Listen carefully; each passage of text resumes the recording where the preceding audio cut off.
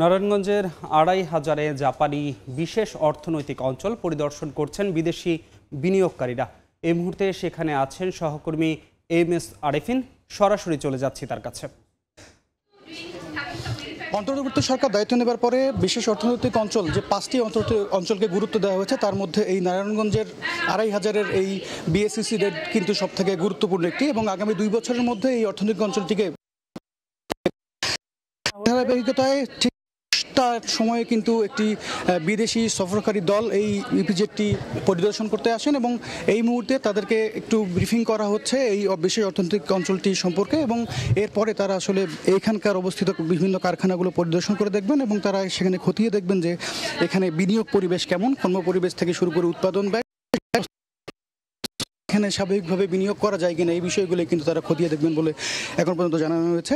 এখানে মোটামুটি আমরা দেখতে পেরেছি যে 50 থেকে 60 জনের একটি প্রতিনিধি দল এখানে রয়েছে। একই সাথে এখানে রয়েছে সরকারি কর্মকর্তা কর্মচারী এবং স্থানীয় কিছু বিনিয়োগকারীদেরকেও আমরা দেখেছি।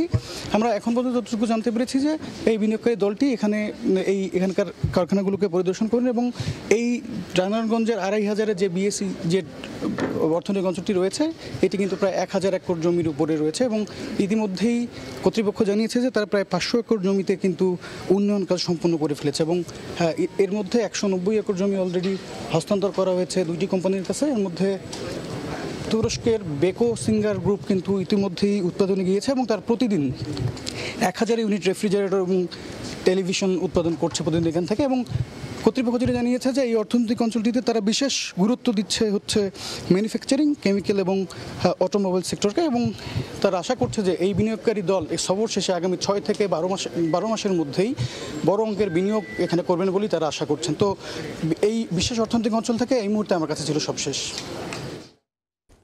সরাসরি যুক্ত ছিলাম নারায়ণগঞ্জের ২৫০০ থেকে।